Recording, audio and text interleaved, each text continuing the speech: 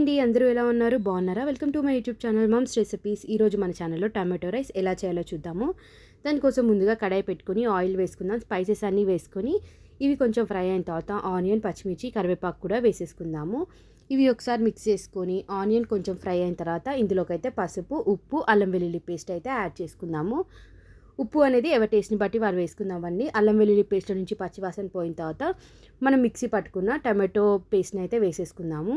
ఆ తర్వాత ఒకసారి మిక్స్ చేసుకొని మూత పెట్టేద్దాం. వాటర్ అంతా పోయిన తర్వాత ఇందులోకైతే కారాన్ని కూడా యాడ్ చేసేసుకుందాము. ఒకసారి బాగా మిక్స్ చేసి మూత పెడదాము. ఆయిల్ పైకి తేలిన తర్వాత ఇందులోకైతే ఒకసారి మనం బాగా కలుపుకొని మళ్ళీ రైస్ని కూడా యాడ్ చేసేసుకోవాలి. ఆ తర్వాత ఇది బాగా మిక్స్ చేసుకున్న తర్వాత దీని మీదకైతే కొంచెం కొత్తిమీర, అలాగే గరం మసాలా కూడా వేసుకొని ఇవన్నీ బాగా మిక్స్ చేసేద్దాం.